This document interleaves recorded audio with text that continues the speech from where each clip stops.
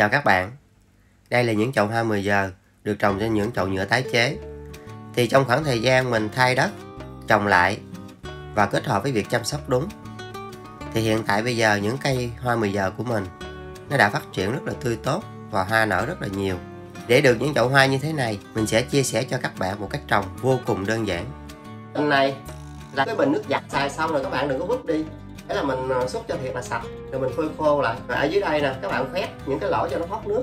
Khi mình đổ đất vào mình trồng, làm những cái móc kẽm như nè, mình treo ban công á, ra những cái hoa gì nè, nhìn nó đẹp lắm. Hoa 10 giờ mình đã trồng được trong một khoảng thời gian cũng khá lâu rồi. Thì khi mà nó dài như thế này nè, các bạn thấy cái sức sống của nó yếu rồi nè, thì đã đến lúc các bạn nên tiến hành thay đất cho nó đi. Tại vì khi các bạn trồng trong cái môi trường chậu như thế này thì nó bị giới hạn bởi cái lượng phân bón và nước tưới, nó phụ thuộc hết vào mình. Nếu mà mình không thay chậu á, thì trong đây á, nó sẽ không có dinh dưỡng, hoa nó xơ xác á. Các bạn cứ việc nhỏ ra hết, mình đổ đất sạch vô mình trồng. Và nếu các bạn kỹ chút nữa đó thì có thể các bạn lót một cái lớp trống sống ở dưới á, để cho nó thoát nước cho nó tốt hơn. Các bạn trồng là rất là tuyệt vời. Còn bạn nào mà không có thời gian á, để như vậy luôn, rắc cái phân tan chậm này nè, cái loại viên viên này nè các bạn rắc lên cái lớp mặt tan chậm từ từ nó sẽ ngấm vào cái chậu của các bạn, sẽ giúp cho những cái cây này nó phát triển rất là tốt.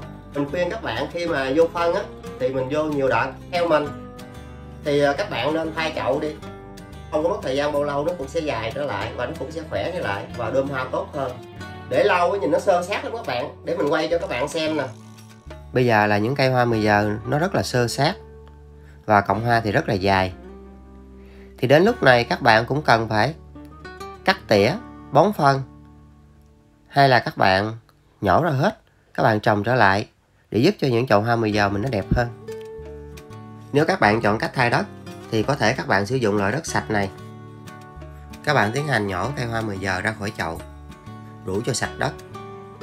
Các bạn xem nè, trồng lâu ngày thì nó rất là già cỗi luôn, và cái cọng thì rất là dài. Sau đó đổ hết chất trồng cũ ra khỏi chậu và đổ chất trồng mới vào để chuẩn bị trồng. Chất trồng ở đây phải là tơi xốp và chậu thì thoát nước tốt. Xong chúng ta chia hoa 10 giờ thành những đoạn nhỏ và trồng vào chậu.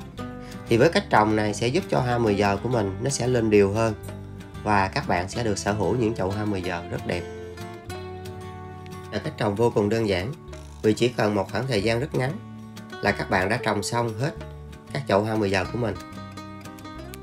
Bằng những vật dụng tưởng chừng như bỏ đi, các bạn đã sử dụng để làm những chậu hoa 10 giờ rất là tuyệt vời trên những chậu nhựa tái chế. Thì sau khi đã trồng xong, các bạn tiến hành tưới nước cho cây một lần thật là đẫm luôn, và tưới đến khi nào nước chảy ra đáy chậu thì thôi. Và các bạn đem cây vào chỗ mát khoảng từ 3 tới 4 ngày.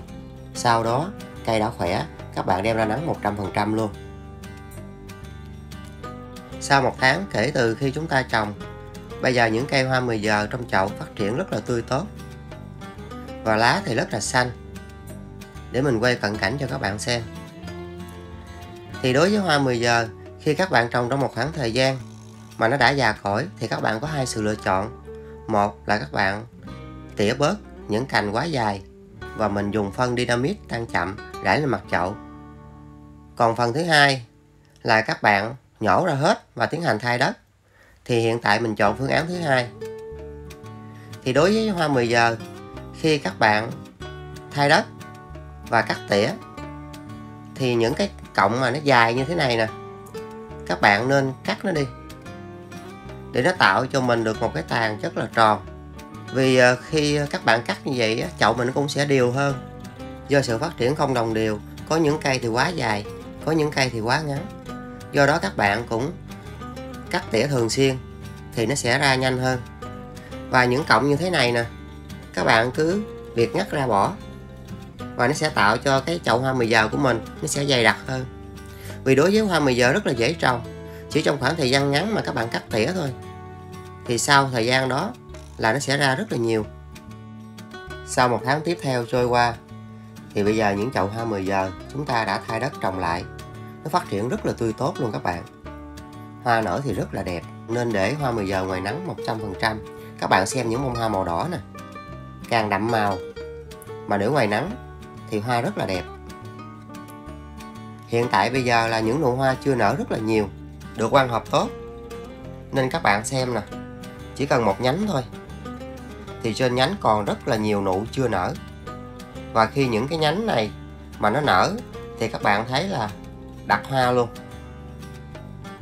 Khi trồng loài hoa này, các bạn đừng bao giờ để cây vào chỗ mát. Vì ở những nơi quá mát thì sẽ không cho các bạn được những màu hoa đẹp rực rỡ như thế này đâu. Đối với những không gian đầy nắng và gió, và bằng cách làm đơn giản của mình, các bạn có thể tự tạo cho mình những chậu hoa 10 giờ trên những chậu nhựa tái chế. Mình treo ở những ban công, những mái hiên sẽ giúp cho các bạn có được những phút giây thư giãn trong những giờ lao động mệt nhọc. Và bằng cách làm đơn giản này sẽ đem đến cho các bạn những không gian rất là tươi mát. Bởi khi được phủ một lớp cây xanh thì không gian mình trở nên nó đỡ nhàm chán hơn. Và nếu các bạn thấy kênh mình hay và mang đến nhiều trải nghiệm cho các bạn nhớ like, chia sẻ và đăng ký kênh ủng hộ mình. Mình sẽ làm nhiều clip về hoa 10 giờ hay hơn cho các bạn xem. Và bây giờ thì xin chào và hẹn gặp lại các bạn những video tiếp theo.